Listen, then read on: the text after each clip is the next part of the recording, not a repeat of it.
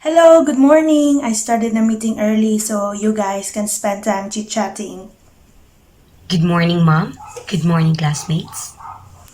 Good Good morning. morning. Good morning, everyone. Am I late? Not yet, Ronel. We still have ample time to chit chat. Psst, guys, I have a question. What was our reading activity about? I only read it but didn't do anything. What? We We have have a a reading reading activity? activity? It's just a reading assignment, guys. Have you read a poem? I already read, but I'm still confused about the poem. Me too. Please send me a copy of the poem. Please, I haven't read it yet. So, good morning, class. Good morning, Teacher Rhea. I'm glad to see that everyone is around. Are you ready? Yes, we are. Okay. So, today we'll be discussing one of my favorite poems. It's called Invictus by William Ernest Henley. But we'll be taking a slightly different approach to this poem than you might be used to. So, instead of focusing on the literary elements, we will be looking at it through a moral philosophical lens. Are you familiar with the moral philosophical lens? Is everyone familiar with it? Okay, so let me explain. Moral philosophy is the study of how we should live our lives and make moral decisions, and it is concerned with questions like what is right and wrong and how should we treat other people. So we'll be analyzing this poem to see what moral lessons we can learn from it. So I'm going to start reading the poem. So, out of the night that covers me, black as the pit from the pole to pole, I thank whatever gods may be for my unconquerable soul. So, what do you think Henley means when he says whatever gods may be? Maybe he was confused because there are a lot of gods he knows. So, probably, but I like that thought. Thank you. Well, maybe he's trying to say that he is thankful to any higher power that might exist, regardless of what religion or belief system it comes from.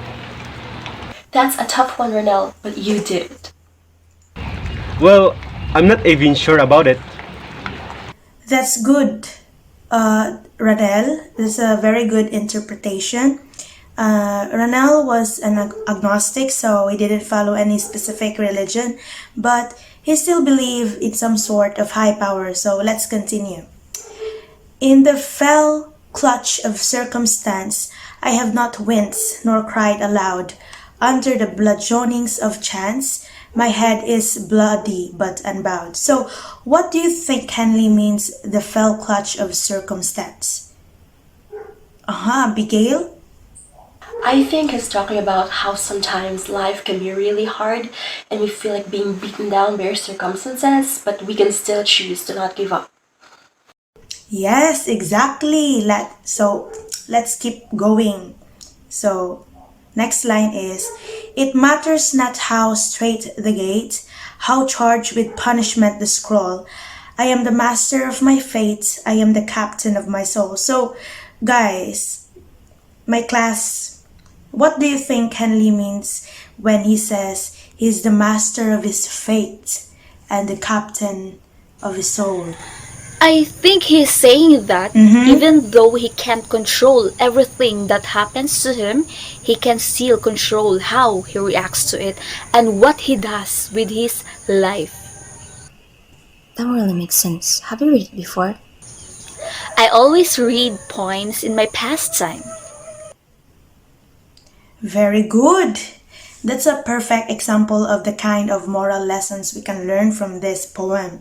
So, no matter what happens to us in life, we always have a choice in how we responded. So, that's why I really love this poem. Me too. So, now let me ask you, what moral philosophical lessons have you learned from the poem? You can open your mic and say your answers. So the table is now yours, everyone. The poem teaches us the importance of resilience, or the ability to bounce back from difficult situations. Henry writes about how he refuses to let circumstances defeat him and instead chooses to persevere and remain strong. Self-determination. The poem emphasizes the idea of self-determination or the belief that we have control our own lives. Henry writes that he is the master of his fate and the captain of his soul, meaning that he believes he has the power to shape our own destiny.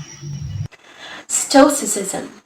The poem can also be seen as advocating for the Stoic philosophy, which teaches that we should focus on what we can control and not worry about what we cannot control. Henley's attitude towards his circumstances, which he refers to as a fell clutch of circumstance, shows a Stoic-like acceptance of the world as it is. Faith and spirituality. While Henley was an agnostic, the poem still has themes of faith and spirituality.